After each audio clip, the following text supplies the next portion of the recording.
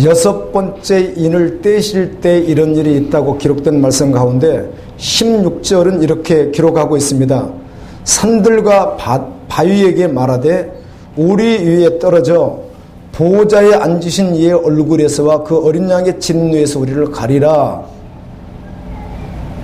예수님의 재림입니다. 예수님이 오시는데 예수님을 보는 그들 가운데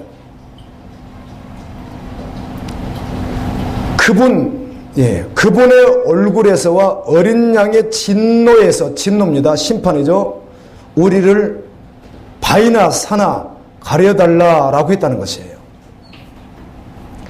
누가복음 23장 30절에도 호세아 10장 8절에도 동일한 말씀이 기록이 되어 있습니다. 호세아 10장 8절도 산더러 우리를 가리라 할 것이요 작은 산더러 우리에 무너져라 하리니. 자, 예수 그리스도 얼굴을 보는 순간 그 진노 앞에서 두려워 떨며 산하 바위야 나를 가려달라라고 고통스럽게 절규하는 사람들의 모습이 오늘 말씀에 기록이 되어 있습니다. 제가 말씀을 묵상하는 가운데 이렇게 제목을 정해봤습니다. 예수님의 두 얼굴. 예수님의 얼굴이 하나이겠죠. 그런데 바라보는 사람 입장에서 예수님을 두 얼굴로 보게 될 것이죠. 그래서 예수님의 두 얼굴 이렇게 제목을 정해봤습니다. 예수님의 두 얼굴. 예수님은 한 모습이겠죠. 그런데 바라보는 사람에 따라서 예수님의 얼굴이 어떤 사람은 이 모습으로, 어떤 사람은 이 모습으로 보일 것이기에 예수님의 두 얼굴 이렇게 정했어요. 간혹 간증자들 가운데 예수님의 얼굴을 보았다는 분들이 계시잖아요. 예수님 얼굴을 보았습니다. 이런 분들이 계시더라고요. 우리는 예수님 얼굴 직접 보지 않았을 것 같아요. 혹시 보신 분 계시다면 손 들어 주십시오. 저는 보았습니다. 예, 아멘. 예, 아무튼 우리는 성화나 조각품을 통하여 예수님의 얼굴을 대하곤 하죠. 그런데 그 성화나 조각품이 예수님 얼굴 아니라는 것도 아시잖아요. 네. 그날의 사람들은 죽은 자 산 자 동일하게 예수님의 얼굴을 보게 될 것입니다. 요한계시록 22장 4절에 보면 그의 얼굴을 볼 터이요 그의 이름도 그들의 이마에 있으리라. 아멘. 만국의 영광을 가지고 거룩한 성세 예루살렘에 들어간 성도들이 그토록 보고 싶었던, 또 만나고 싶었던 그 예수님을 직접 보게 될 것이라는 겁니다. 우리 성도의 신랑 되시는 예수님의 모습이 어떤 모습일지 그날 정말 한번 보게 되겠죠. 아멘. 하늘 보좌 우편에 계신 예수님의 모습과 얼굴이 어떤 얼굴이며 어떤 모습일까? 이미지처럼 이사야에도 기록이 되어 있죠. 초라했던 예수님의 모습, 세상에 오셨던 예수님의 모습이 있긴 한데 지금 하늘 보좌 우편에 계시는 예수님 말이에요. 지상에 계셨던 육신의 그분 말고 영광 중에 가시는 바로 그분이요. 그분의 모습이 요한계시록 1장에 이렇게 잠깐 기록이 되어 있습니다. 끓는 옷을 입고 머리와 털은 양털처럼 흰 눈과 같이 같았다는 것입니다. 양털과 흰 눈이 아니라 그와 같이 희다 이렇게 머리에 대해서 말씀하는데 머리와 털 이렇게 말한 거 보니까 모르겠어요. 제가 묵상해 봤는데 예수님이 정말 성화에 있는 것 같이 예수님이 이렇게 턱수염이 있는지 한번 그냥 생각, 털이라고 했으니까 머리와 털이 함께 희다고 했으니까 아멘. 그래서 아마 어쩌면 성화에 있는 것처럼 예수님이 정말 이렇게 수염이 이렇게 있을까 이런 생각을 한번 해보았습니다. 아멘. 그리고 얼굴은 해가 힘있게 비치는 것 같았어요. 얼굴이 해가 힘있게 비치는 것 같이 반짝였다는 것입니다. 눈은 불꽃 같았다. 예수님의 모습이 이렇게 기록되어 있습니다. 이 믿는 자들에게 그날에 가서 주님을 만나는 그들에게는 여전히 지금도 그리고 그날에도 이 세상 그 무엇으로도 표현할 수 없는 사랑의 모습일 것입니다. 아멘. 그러나 믿지 않는 자들에게는 전혀 반대의 모습일 것이에요. 내가 어떻게 한번 표현해 볼 수 있을까? 우리의 신랑 되시는 예수 그리스도, 그분을 보았을 때 그분의 모습이 어떤 모습일까? 한번 세상의 모든 지식을 다 동원하여 한번 표현해 볼까? 그리고 반대라고 한다면 어떻게 반대로 보일까? 진노의 모습으로 보일 텐데 어떻게 보일까? 아무리 생각해도 떠오르지 않더군요. 그런데 사랑스러운 그 모습에 대해서도 묵상되어졌고요. 진노의 모습도 생각해 봤는데, 이 땅에서 우리가 가장 공포스러운 사람을 만났을 때, 짐승을 만났을 때 그 짐승과 사람의 모습은 어떠할까? 살인마의 모습은 어떨까? 이 정도로 표현이 안 되더라고요. 성경 말씀의 농도를 드러내기 위하여 아무리 애쓰고 노력해도 안 되는 거예요. 세상 것으로 비유해서 되는 게 아닌 것 같아요. 예수님의 모습을 세상의 무엇으로 다 표현할 수 있겠어요? 아멘. 아멘. 우리가 한번 이렇게 은혜로 생각할 뿐이지 표현할 수 있는 분이 아니겠다. 그날 보면 더욱 아멘. 아멘. 놀라운 은혜가 있을 것이라고 믿습니다. 아멘. 계시록 6장 16절에 믿지 않는 자들이죠. 교회 안에 있었던, 교회 밖에 있었던 주님이 없는 자들이죠. 복음이 없는 자들이죠. 교회 안에 있다고 해서 복음 있는 건 아니죠. 그들이 산들과 바위에게 말하되 우리 위에 떨어져 보호자에 앉으신 이의 얼굴에서와 그 어린 양의 진노에서 우리를 가리라. 요한계시록 1장 7절에 보면 볼지어다 그가 구름을 타고 오시리라. 각 사람의 눈이 그를 보겠고 그를 찌른 자들도 볼 것이요 땅에 있는 모든 족속이 그로 말미암아 애곡하리니 그러하리라. 아멘. 여러분, 예수님이 재림에서 영광 중에 오시는데 그분을 보는데 애곡하더라는 겁니다. 땅에 있는 자들, 땅에 있는 자들은 누구이겠어요?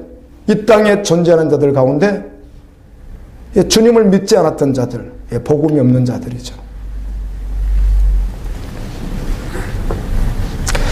예수님께서 마태복음 24장과 25장을 통하여 이렇게 말씀해 주시는 거예요. 주님을 기다리는 신부들에게, 그날이 소망되어 달려가는 그분의 제자들에게 너희들 이런 사람이 되어서는 안 돼. 우리 주님 이렇게 말씀해 주시는 내용이 있습니다. 24장 48절에 보게 되면 만일 그 악한 종이 마음에 생각하기를 예수님이 드디어 오리라고 생각하고 살면, 교회 안에 있습니다. 오시는 건 알고 있는데 드디어 오리라고 생각하고 살면 예수님이 오셔서 그 교인을 처벌한다는 거예요.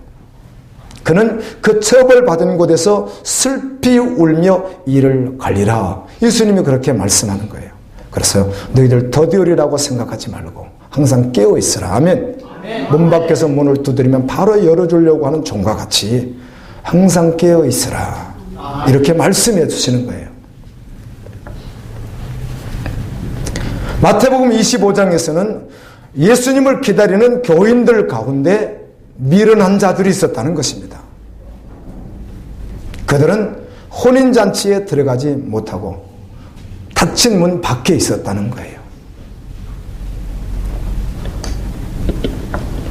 주님께서 이를 모두에게 맡겨두셨는데 충성하지 못하고, 충성이라는 말을 할 땐 어디까지 어떤 것을 충성이라고 할까? 요한계시록 2장 10절에 보면 죽도록 충성하라. 아멘. 아멘. 아멘입니다. 죽도록 충성하라. 충성하지 않고 아주 불충성한 교인이 있었습니다. 이를 예수님이 평가하시기를 무익한 종이라. 그를 바깥 어두운 데로 내쫓으라. 그곳에서 슬피 울며 이를 갈리라. 교회 안에 있었던 자들을 심판하는 그날에 천사들이 양과 염소를 오른편 왼쪽에 갈라놓는 것처럼 하나님의 나라에 들어갈 자, 들어가지 못할 자를 정확하게 구별해서 세우는 날이 있다. 예수님은 이 말씀을 해주시면서 날마다 깨어 있으라. 아멘. 충성된 종이 되어라. 가장 작은 소자에게 한 것이 곧 나에게 한 것인데 하나님의 마음을 품고 내 마음을 품고 아멘 그대로 살아다오 이렇게 말씀하시는 거예요.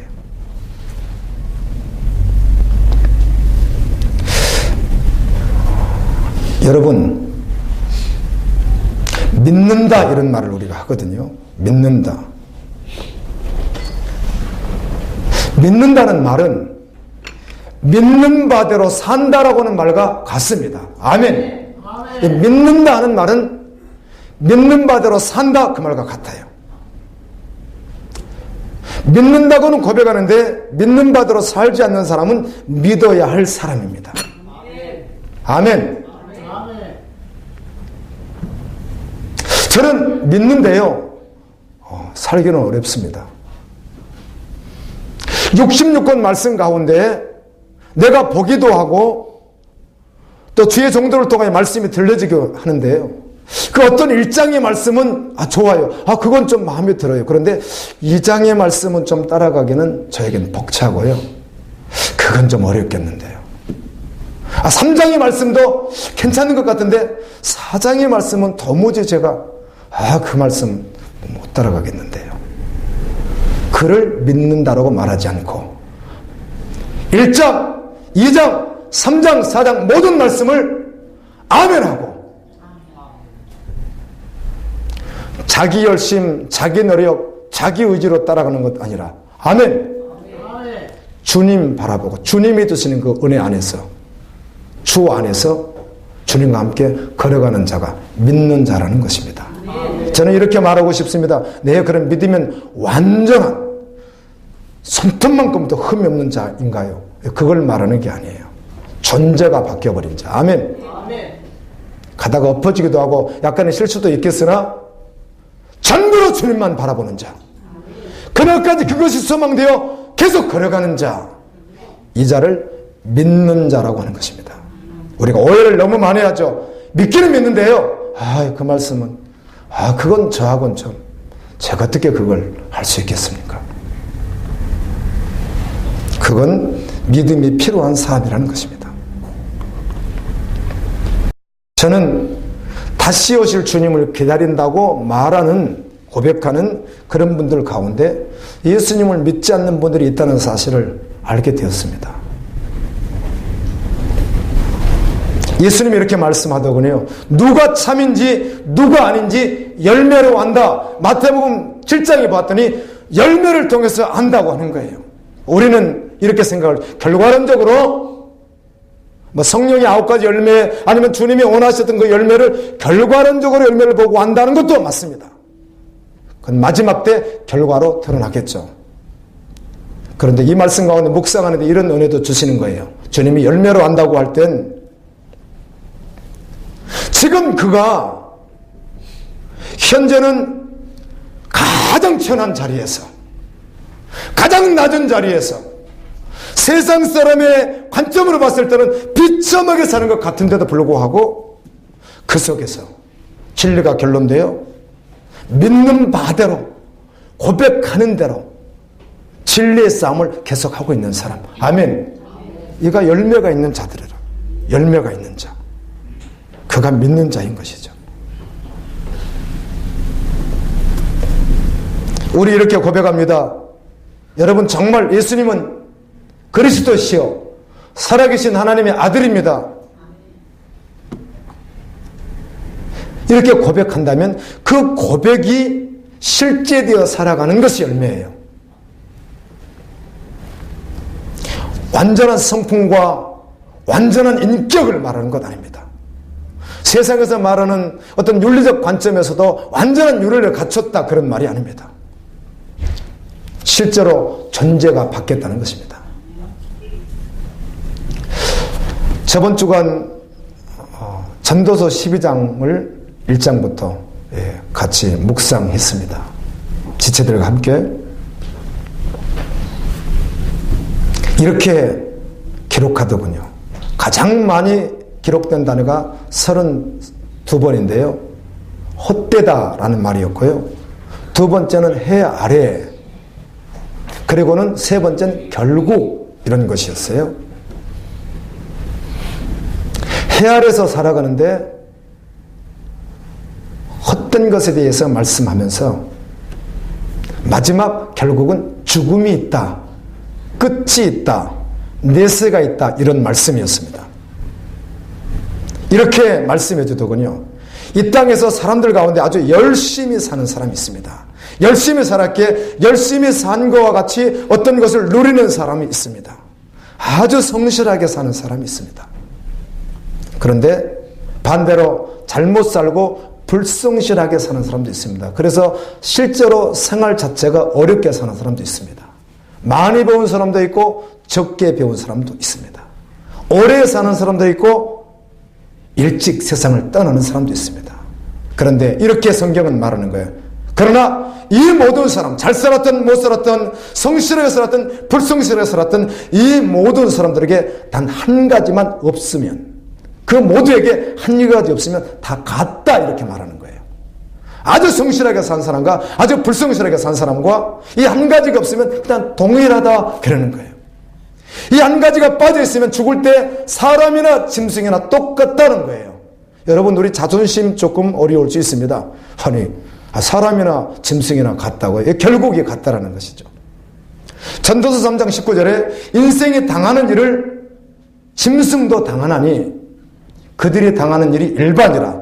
다 동일한 호흡이 있어서 짐승이 죽음같이 사람도 죽으니 사람이 짐승보다 뛰어남이 없으면 모든 것이 헛됨이로다. 한 가지가 빠져있을 때 그렇다는 것입니다.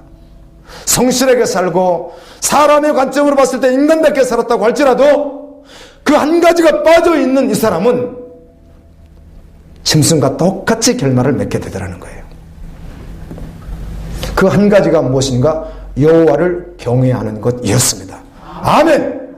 교회 안에 있으나 교회 밖에 있으나 여호와 경외함이 빠져버린 대로 아무리 그 성실히 살고 열심히 살고 세상에서 무엇을 누릴지라도 전혀 그렇게 살지 않은 반대적인 사람과 짐승과 결국은 똑같다라는 것이죠.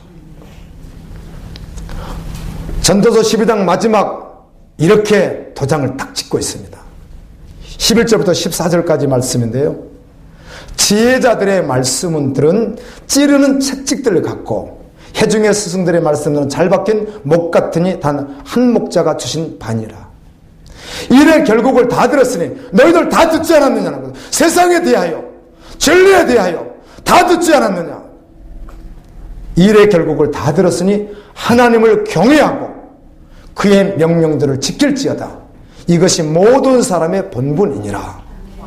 그리고 14절의 마지막 구절입니다. 하나님은 모든 행위와 모든 은밀한 일을 선악간에 심판하시리라. 아멘입니다. 예, 최근에 여호수아 말씀 24장까지 다 묵상하는 가운데 24장까지 그 전쟁하는 거, 열방을 복음으로 취하는 일들, 그 일을 하나님이 하셨고 지금도 여전히 우리에게 맡기셔서 함께 하시는 그 일. 그런데 이 일의 승리자가 누구인가, 어떻게 승리할 것인가, 전쟁에서 어떻게 승리하는가, 이 말씀을 하시는데 1절부터 거의 8절까지 말씀 내용이 전부라고 할 수 있습니다. 다른 것 아니었죠. 두려워하지 말고 주야로 말씀을 묵상하고 그 기록된 말씀을 지켜 행하면 너가 어디로 가든지 이기리라. 주님 그냥 그렇게 말씀하시더라고요. 다른 방법을 찾고 우리가 고민할 수 있겠으나 말씀을 주야로 묵상하고, 아멘, 그 말씀을 붙들고 기도하며 그리고 그 말씀이 실제되어 가면 주님이 일하시겠다는 거예요. 여러분, 여호수아를 통해서 전쟁 보셨죠?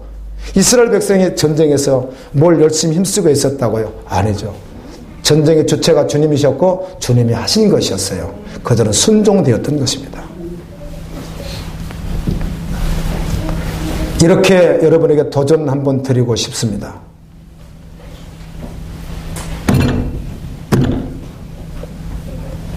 예수님이 여러분에게 말씀하시면 듣겠습니까? 그리고 예수님이 말씀하시면 무슨 말씀을 하시든지 그 말씀을 살아가시겠습니까? 혹시 지금까지는 몰라서 내가 잘 몰라서요. 말씀을 잘 몰라서요. 아니 깨달지를 못해서요. 예수님이 말씀하시는데 듣기는 들은 것 같은데 순종하지 못했습니다. 그렇다면 지금 예수님 말씀하시면 듣겠습니까? 지금 예수님이 말씀하시면 그 말씀 살아가시겠습니까? 이렇게 여러분 고백되었으면 좋겠어요. 주님, 이제는 듣겠습니다. 아멘. 이제는 순종되겠습니다. 예수님을 믿습니까? 다시 오실 예수님을 믿습니까? 열방의 복음이 다 증거되어지고 하나님이 원하시는 그 방법대로 하나님의 수준대로 선교가 완성되면 주님 오실 것에 대하여 믿습니까? 믿기는 믿겠는데요. 믿어보려고 하겠는데요. 순종하기는 좀 그렇습니다. 이렇게 말할 수 있겠습니까? 이 세상 사람들, 교회 안에 있는 사람들마저도 이 세상 사람들을 예수님을 믿지 못하게 하여 지옥으로 끌고 가는 자가 사단이다, 마귀다, 앳뱀이다, 영이다, 이렇게 성경은 기록해주고 있습니다.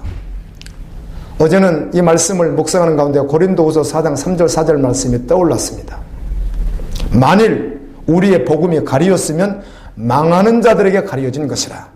그 중에 이 세상의 신이 믿지 아니하는 자들의 마음을 혼미케 하여, 사단이 그들의 마음을 혼미케 하여 그리스도의 영광의 복음의 광채가 비치지 못하게 하미니 그리스도는 하나님의 형상이니라. 아멘입니다. 네. 누가 믿지 못하게 하는가? 말씀을 들려지지 않게 하는가? 그리고 순종하지 못하게 하는가? 마귀라고 말씀하고 있습니다. 여러분, 성경 말씀이 어렵습니까? 간혹 이런 우리가 오해를 하죠. 참 이 단어, 그리고 구약 성경에 있는 이 난이한 부분들, 또 어떤 역사적 고증이 우리에게 없기 때문에, 어떤 그런 배경을 가지고 있지 않기 때문에 이걸 어떻게 봐야 되지? 뭐 이런 어려움은 이해를 하겠어요. 그런데 여러분, 우리 마음을 전심으로 주님께 올려드리며, 아멘. 주님을 사랑하며 동의하며 살아가며 그 말씀을 보면 모든 말씀이 하나님의 말씀인 것에 대해서 다 동의하게 되어 있고요. 아멘. 주님은 충분히 우리에게 말씀하시는 분이에요.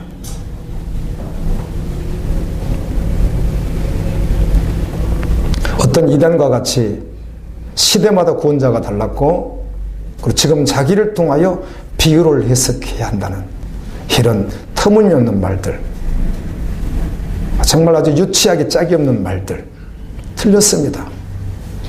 한글을 읽을 수 있겠습니까? 못 읽으면 들을 수 있잖아요. 하나님은 세상의 어떤 지혜와 지식에 의하여 말씀을 주시는 분이 아니고, 아멘, 그분이 주시고자 하는 자에게 주실 뿐만 아니라 사모하는 자에게 마음껏 열어주시는 분이에요. 말씀 어렵습니까? 아닙니다. 내가 그 말씀에 순종되지 않으려고 밀어내니까 모든 말씀이 어려지는 것이에요. 오늘 주님이 통로를 통하여 말씀하시는데 혹시 보여집니까? 들려지십니까? 들어도 듣지 못하고 보아도 보지 못하는 자들도 있다고 합니다. 여러분, 들려지고 보여지는 은혜가 있기를 원합니다. 말씀을 듣는 사람들의 마음을 예수님이 네 가지로 비유해서 말씀해 두셨잖아요. 길가밭, 돌짝밭, 가시떨기밭, 좋은 밭이요. 길가밭, 말씀을 듣기는 듣는데 단단한 밭이어서 말씀을 받지 않습니다. 그래서 새가 와서 그 씨를 먹는데 이 새는 마귀다, 예수님이 이렇게 말씀해 두셨죠. 기쁨으로 받긴 받아 말씀이 참 좋거든요. 기쁨으로 받습니다. 그런데 깊이가 없어서, 흙이 얇아서, 수분이 계속하여 공급되지 않으면 타서 말라서 전혀 없어져 버린다는 거예요. 세 번째는 기쁨으로 받습니다. 다짐도 한두 번 하지 않죠. 달려가겠다고 고백하고 달려갑니다. 그런데 물질 문제가 발생하면 가정에 약간의 문제가 발생하면 바로 말씀을 밀어내버린 자, 이도 결실하지 못한다고 말해요. 제가 결실하지 못한다, 하나도 못한다는 것입니다. 하나도 없다는 것이거든요. 그럼 구원도 없는 것이죠. 좋은 밭은 말씀을 듣고 믿는 바대로 간다는 거예요. 아멘.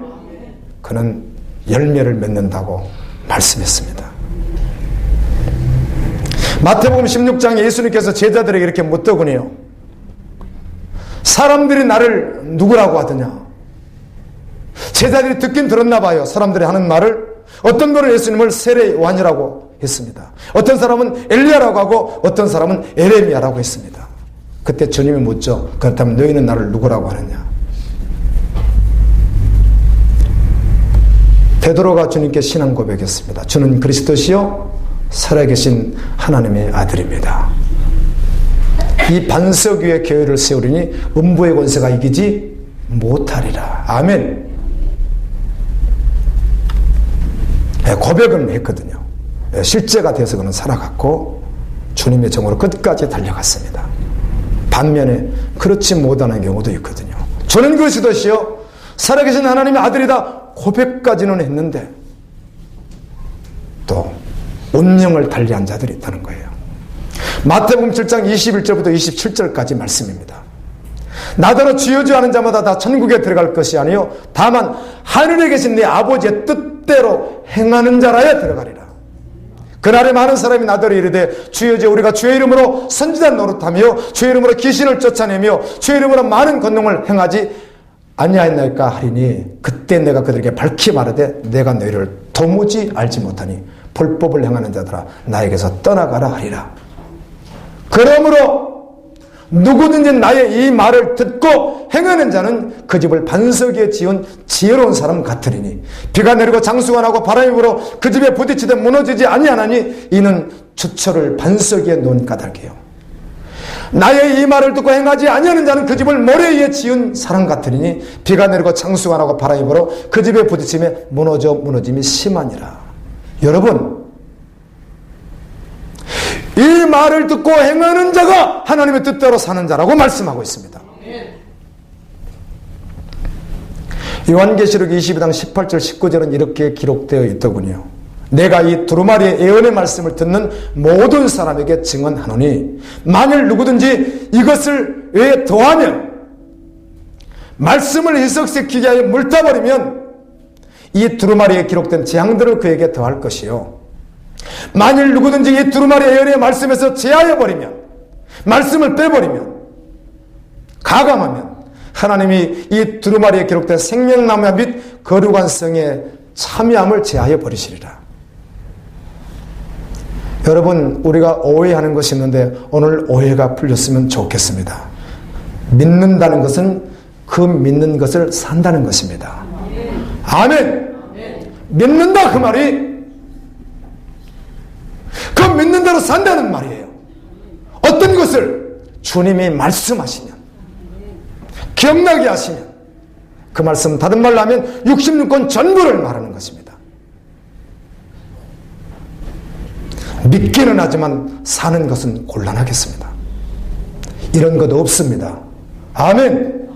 믿는 자는 그렇게 고백할 수 없다는 것입니다. 믿는 자는 주님이 전부입니다. 주님이 다입니다. 주님이 충분합니다. 예, 주님! 그리고 전제가 주님밖에 없는 거예요. 할렐루야! 그런데 믿기는 믿는데 사는 것은 곤란하겠습니다. 믿는 자는 그렇게 절대로 말할 수 없는 것이에요. 사단에게 속는 것입니다. 이 세상 모든 사람의 상태에 대하여 특별히 십자가의 복음을 믿기 전, 예수님을 믿기 전 모든 사람의 상태에 대하여 이걸 교회 안과 교회 밖으로 구별하지 마십시오.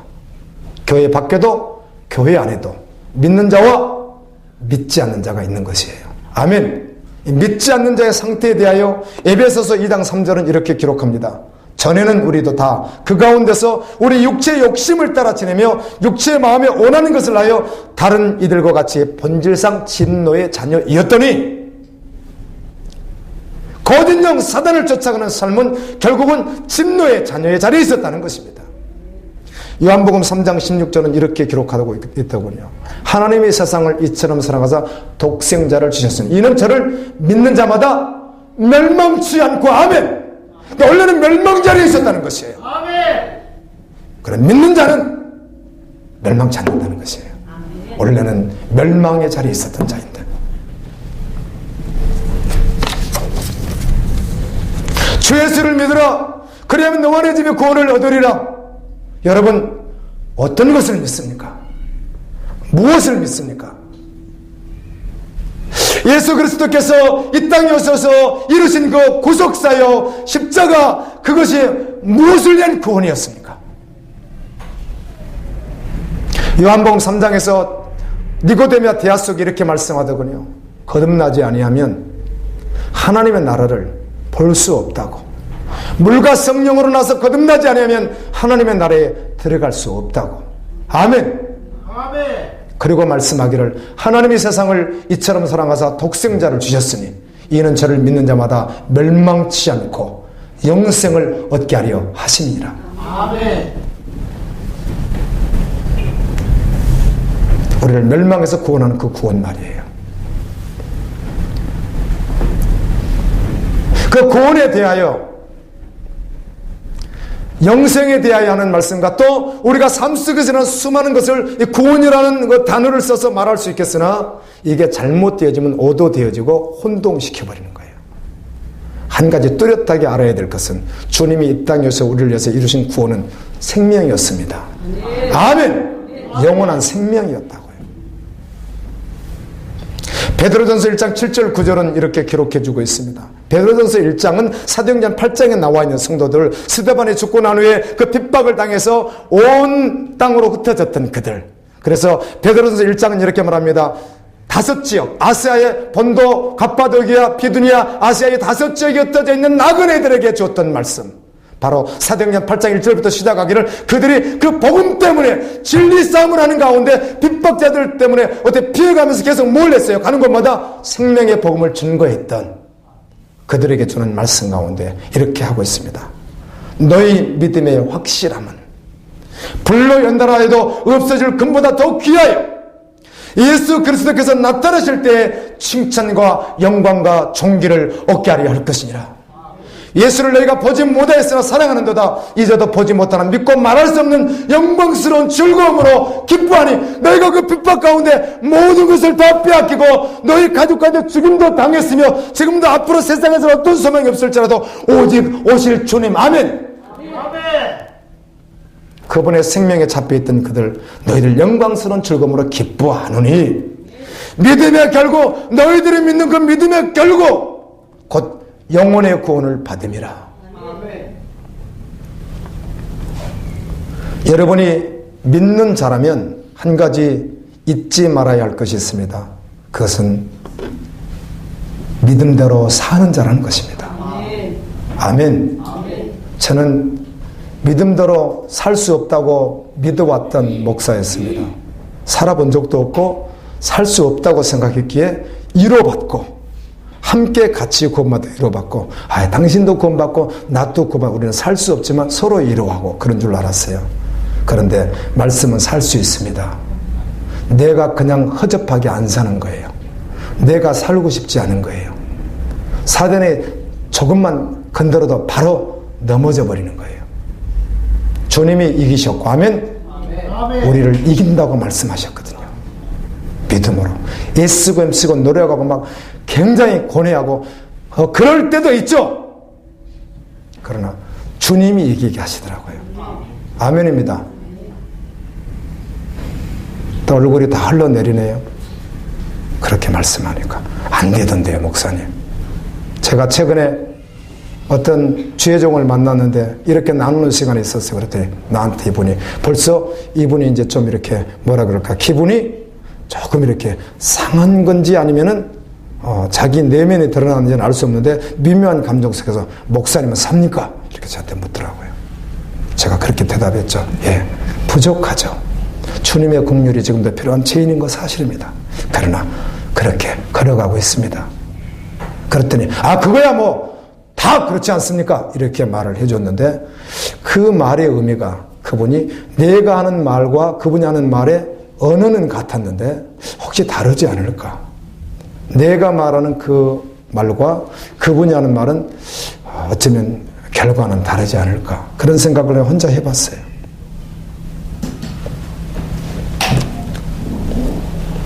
그리고 여러분이 믿는 자라면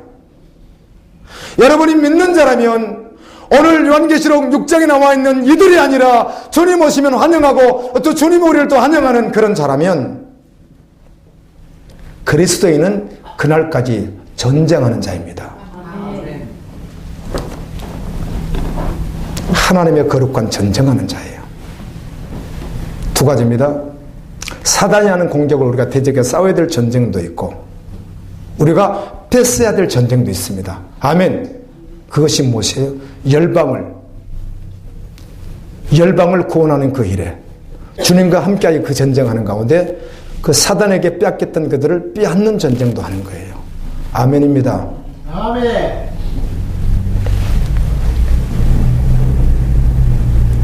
영적 전쟁인 것이죠.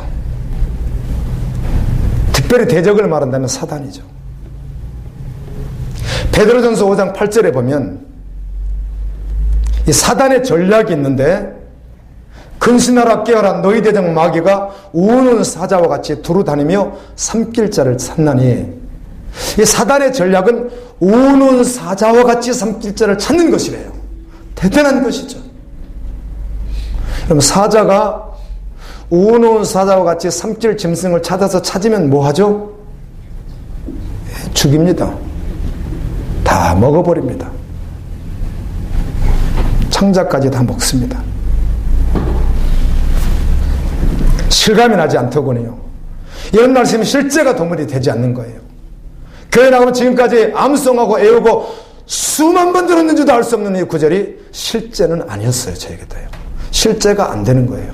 무슨 전쟁이야, 전쟁은. 무슨 전쟁인지도 모르겠어요. 비상적으로 조금 이거 사단이 공격했구나 뭐 이렇게 비상적으로 어쩌다 뭐 한두 가지 이렇게 느끼고 또 몇 가지 느끼고 이런 거는 있었는데 실제 그런 치열한 전쟁일까? 이건 실제 돼본 적이 없었던 것 같아요. 주님이 어느 날 실제 되게 하시더라고요. 아멘. 사단이 삼킬 자를 찾기 위하여 지금 공격한다면 그의 공격 방법이 공격의 수가 도대체 몇 수나 될까? 생각만 하지 알 수 없죠.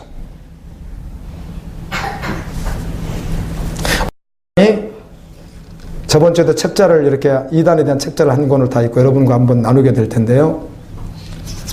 가족 중에 누가 하나 있으면 한 사람을 공격하기 위해서 60가지의 방법을 동원한다고 그래요. 그럼 마지막은 그래 너도 나도 다 그러면 다닌다 그만두고 제3회 교회 새로 나가자. 그거 제3회 교회도 이단이에요. 그렇게 되더군요. 60가지 정도를 가지고 접근한대요. 여러분 나 하나 넘어뜨리기 위하여 60가지 가지고 접근해도요 대단한 것입니다. 그런데 그것도 사람이 하는 것이죠. 뒤에 마귀가 있겠지만. 그래서 정말 사단의 나를 넘어뜨리기 위하여 60가지만 가지고 사용해도요 대단한 것 아니겠어요? 상상해 봤습니다. 6만 가지는 넘겠지. 알 수 없죠. 그 수가 몇인지 알 수 없겠지만 6만 가지는 넘지 않을까? 24시간 우리가 수만 번 생각한다고 그래요. 수만 번 생각을 이거 심리학대 되면 수만 번 생각한대요. 몇 번 하는지 모르겠어요. 2만 번도 한다 3만 번도 한다 이렇게 말하는데 그건 어디까지나 그들의 가설일 것이고요. 3만 번을 생각했다고 해요. 생각을 타고 들어올 텐데요. 그런데 사단은 그 배나되는 6만 가지는 가지고 공격하지 않을까? 그렇게 한번 생각해 봤어요. 잘 실감이 나지 않죠? 그놈이 얼마나 잔인한지 지금 열방에서 일어나는 우리 지체들의 소식만 들어도 얼마나 우리가 쉽게 느끼고 있습니까? 그런데 미국과 한국 같은 이런 나라에 사는 기독교인들은 당장 순교의익이나 빼앗김, 핍박 이런 것은 직접 우리가 받고 있지 않습니다. 그런데 제 모든 유혹이 세상의 모든 유혹이 우리를 유혹하고 있고 핍박이라면 더 강력한 핍박을 우리가 받고 있는 것이죠.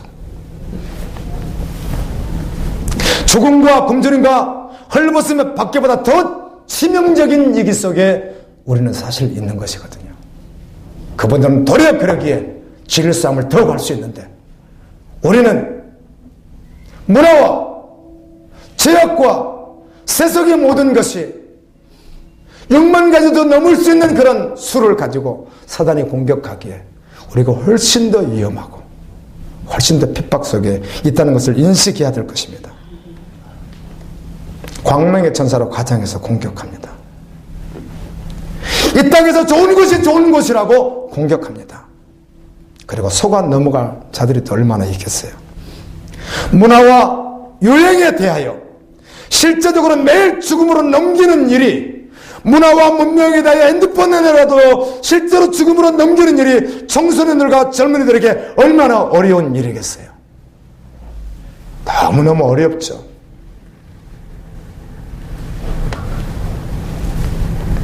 그런데 더 끔찍하다고 할 수 있는 것은 때를 분별하지 못한다는 것이에요.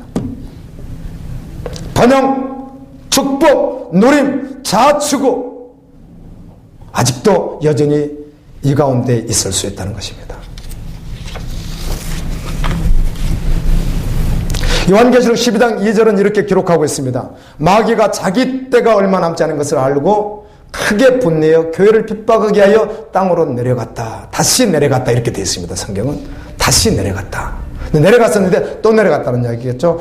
자기 때가 얼마 남지 않은 줄 알고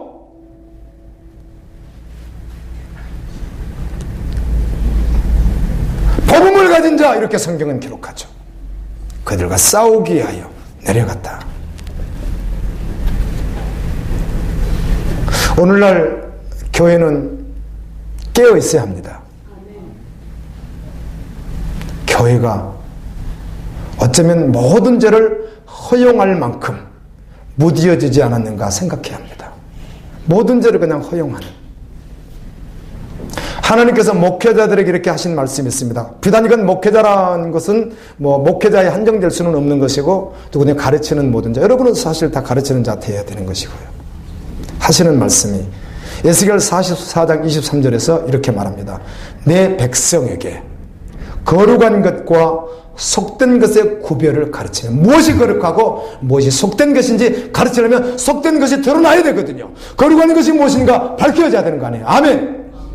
이걸 드러내고 부정한 것과 정한 것을 분별하게 하라. 아멘. 어떤 길이 정한 길이고 어떤 길이 부정한 길이며 어떤 것이 부정한 것이고 어떤 정한 것이 드러내서 알게 하여 정한 길을 가게 하라는 거예요.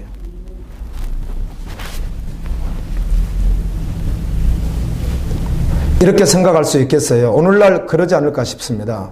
특별히 목회자들이 죄를 언급하고는 있을지라도 아마 거달기식이 아닐까.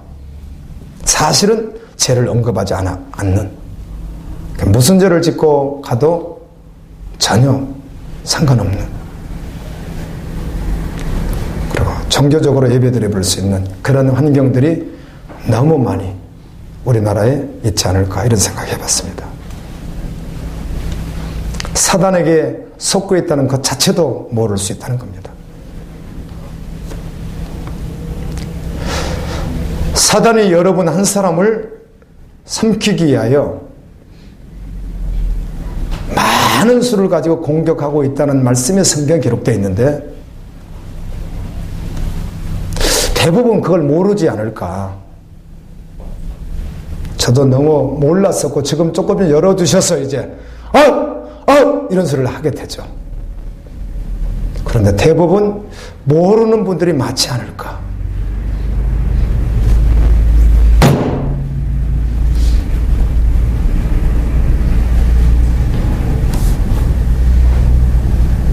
그러나 오늘 기억하십시오. 사단이 얼마나 많은 수를 가지고 공격할지라도 모르기 때문에 당황하지 마십시오. 나 몰라서 나 당하면 어떡하지? 당황하지 마십시오. 근심하지 마십시오. 두려워하지 마십시오. 깨어서 진리가 결론되어 주님 따라가면 되는 거예요. 예수님 말씀하시죠. 내 양은 내 음성을 듣고 나를 따른다고. 아멘입니다. 진리가 결론돼요. 하나님의 꿈이 내 꿈 돼요. 그걸 기도하며 그냥 따라가는 거예요. 그냥 끝까지 가는 거예요. 아멘. 그럼 사단이 어떤 수로가 나를 공격하든지 거기에 대해서 염려할 필요 없습니다. 걱정할 필요 없습니다.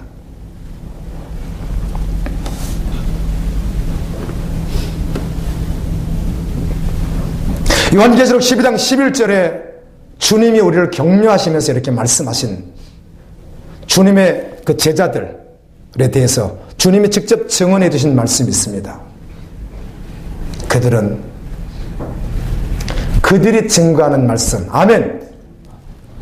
보혈로 씻음을 받고 그들이 증거하는 복음을 가지고 그 진리를 붙잡고 자기 생명까지도 아끼지 아니하고 죽음 앞에서도 결코 그것을 놓지 아니하고 끝까지 달려갔던 이긴 자들에 대해서 증언하고 있습니다.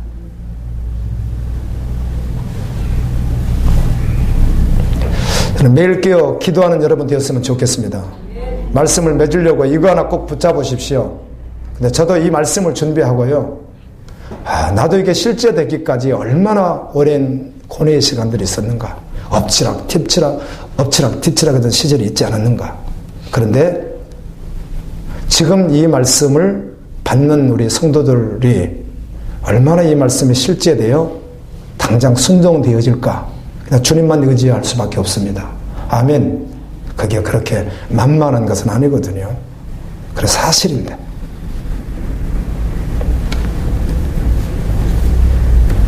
기도해야 합니다. 사단이 기도를 강력하게 방해하거든요. 교회 안에서는 기도까지도 방해합니다.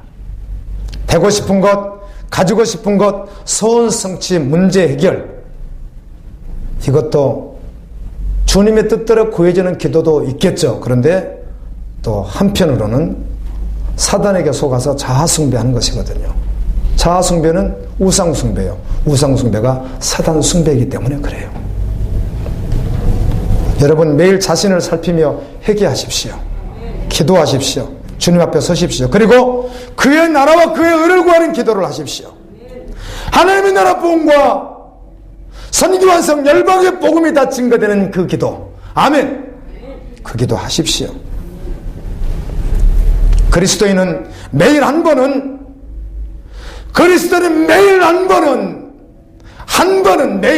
매일 한 번은 방해 없이 기도할 수 있는 시간을 따로 가져야 합니다. 아멘. 아멘.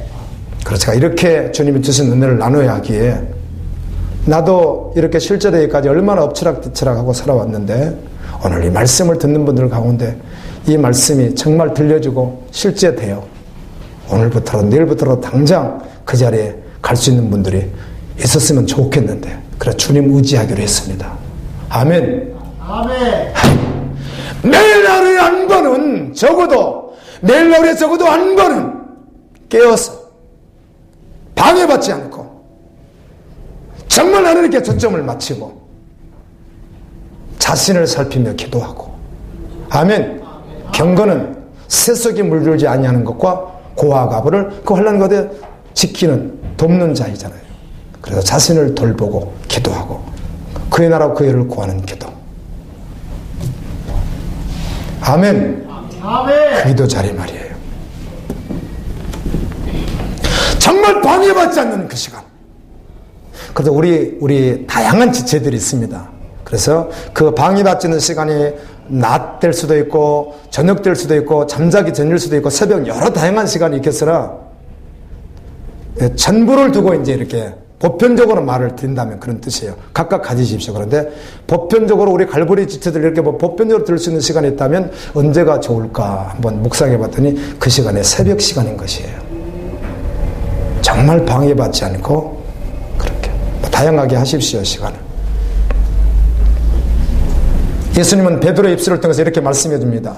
만물의 마지막이 가까웠으니 그러므로 너희는 정신을 차리고 근신하여 기도하라.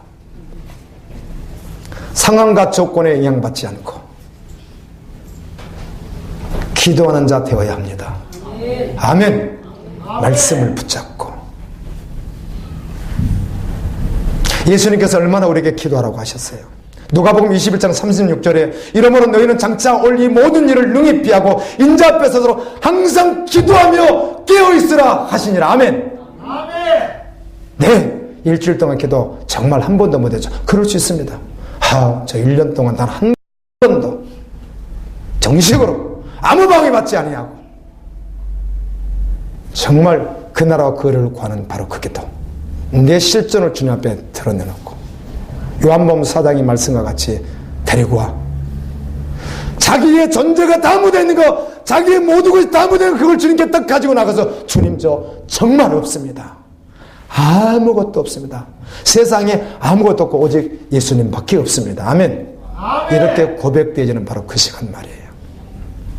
그래서 주님만 구하는 그 시간, 그리고 주님의 마음에 있는 그것을 구하는 그 시간. 주님, 저는 1년에 한 번도 해본 적이 없는 것 같습니다. 그럴 수 있습니다. 일주일 동안요, 단 한 번도요.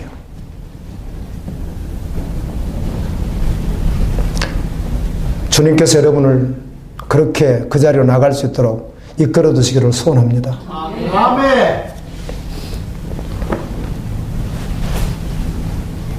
유다서 1장 20절도 사랑하는 자들아 너희는 너희의 지극히 거룩한 믿음 위에 자신을 세우며 성령으로 기도하며, 성령으로 그 앞에 서면 정직하게 서면 혼동하지 않습니다. 제가 구원 문제를 놓고 당연히 구원은 따는 것이고 당상이지, 이제 달려가면 되지, 이렇게 하다가도 아무도 없을 때 혼자서 정직하게 딱 서게 되면요, 그 문제 한번 딱 주님께 묻습니다. 그럼 정확하게 물으면 내 마음에 분명하게 와닿거든요. 아멘. 그때 어떨 때는요, 나도 모르게 이러면 그때 하나님의 말씀을 취합니다. 아멘. 아멘이지, 아멘. 주님이 말씀하셨지. 우리 갈보리 지체 가운데 최근에 이렇게 고백해 줘서 너무 감사했어요. 목사님, 전에는 안 들리더니요, 잘 몰랐는데요, 나는 그냥 되는 줄로 알았는데요, 요즘엔 심령이 괴로워요. 아니, 왜요? 말씀을 전에는 들리지 않을 때는 몰랐는데 들려지니까 내가 너무 아닌 거예요. 그래서 제가 주님이 이래 두셔서 정말 절망의 자리에 한번 들어가고, 아멘. 처절한 절망의 자리에 들어갔을 때 그때 비로소 주님이 어떤 분인지, 그분을 어떻게 사랑하셨는지, 왜 그분이 우리에게 생명 주셨는지, 지금 어떻게 부르고 계시는지 정확하게 그때 주님을 보게 될 때 주님은 비로소 놀라운 일을 행하실 것입니다. 기대가 됩니다. 이렇게 말씀해 드렸어요. 요한계시록 5장 8절, 8장 3절은 요한계시록의 마지막 성경 가운데 기도가 딱 2번이 기록이 되어 있습니다. 요한이 밤모습 있으면서 수시로 기도했겠죠. 그런데 그 기도했던 것은 알 수 있겠으나 기도에 대한 직접적인 글은 2번 나오죠. 무슨 기도죠? 마지막 기도였습니다. 아멘. 하나님의 나라 완성을 위한 기도죠. 할렐루야. 이 기도가 다 향연이 되어 올라가더라고요.